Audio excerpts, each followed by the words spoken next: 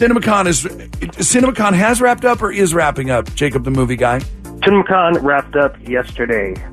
Is it just me, or was this the biggest CinemaCon that we've ever had? I don't know if I'd go that far, but it was a pretty big CinemaCon. I mean, there's definitely been a lot more presence in the past. I would actually say this is kind of one of the more underwhelming CinemaCons, but still a great one. Really? Maybe it was. Here's the thing. I can guarantee you I didn't pay attention till last year. Okay. And I got to voice some stuff for 20th Century Fox last year. Yeah. And I didn't charge them anything. Like, I charged them next to nothing because I didn't know. Anytime you're reading 4 paragraphs on a paper, whatever, sure. Who cares?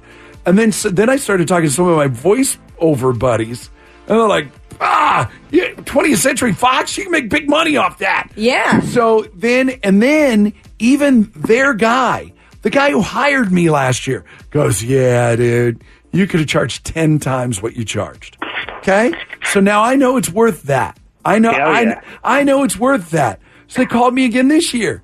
And I go, hey, I know that it's worth 10 times what I charged you last year.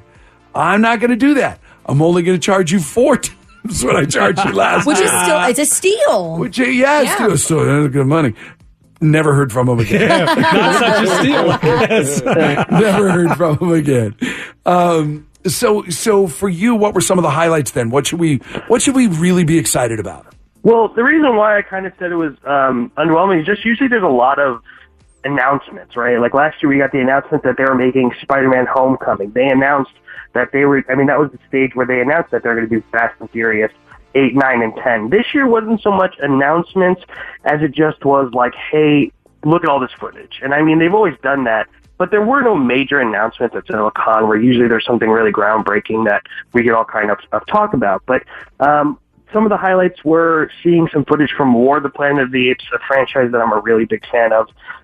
That looked great.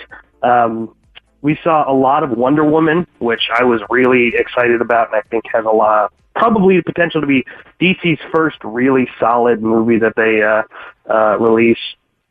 I was able to interview a lot of people. If you check out our YouTube channel, we have interviews with Selma Hayek, Goldie Hawn, John Cena, Naomi Watts. All will be posted over the weekend. Just editing them out. What did you ask Goldie Hawn? That's what I want to know. What'd you ask Goldie Hawn? Well, I didn't actually. Goldie Hawn came on stage with Paul Feig and Amy Schumer. Right. And it was done press conference style, so I actually didn't ask Goldie Hawn anything. Who did you talk to?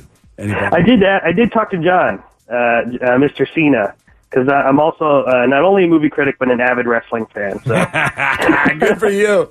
So you're like, I talked to him. All right, Ghost in the Shell coming out today. I'm not sure how I feel about it, just based on the trailers. Yeah, Ghost in the Shell is one of those situations where it's all sizzle, no steak. Like, I don't think there's a scene in that movie that isn't like a feast for the eyes.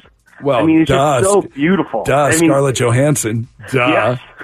And then we have to talk about the VFX. I mean, like, all the visual effects are just super cool. You could definitely see that inspiration of Blade Runner, which we also got to look at CinemaCon, which is also pretty amazing.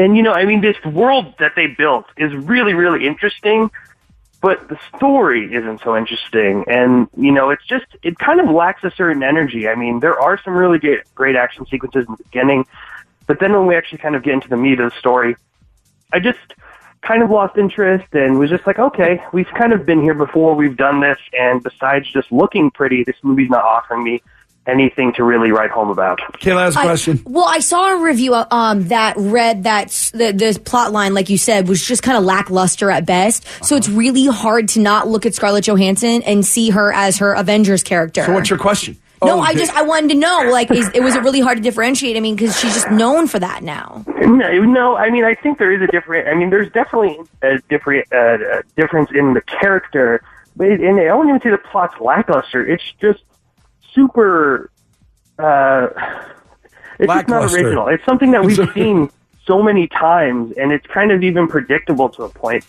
And it's just not offering us anything. And we're not interested in the characters to a huge point. And I know there are a huge amount of fans from the original Ghost in the Shell anime and the comics, and I don't know what those stories are. I never looked at any of the source material, but from this version, I can tell you, I'm not really interested in seeing much more. Yeah, so if you're not already into it, you might not be into it. Yeah, unless you just want to go look at stuff that's pretty. Yeah, like Scarlett Johansson in a bodysuit. Scarlett Johansson. Yeah, no, I'm down. So out of your 4 popcorn, Spence is shaking his head. No, because he said, you're not into it. I'm not into it. I don't even know. I had to look it up. I'm like, what's this thing about? Oh, okay. Yeah, well, see, it's one of those things where you kind of like, I'm skeptical of when the trailer for a comedy is too funny, because I think I'm seeing all the A material. All the good parts. Yeah. And that's why I went, well, here's one thing I know about Ghost in the Shell. Stuff's going to blow up. That's all and that's all I really know. Technology based and the evils of technology. Yeah, so out of your 4 popcorns, how many do you give it? I'd give it probably a 2 popcorn. I mean, it was no harm, no foul. It was just there. It's something you'll probably forget about.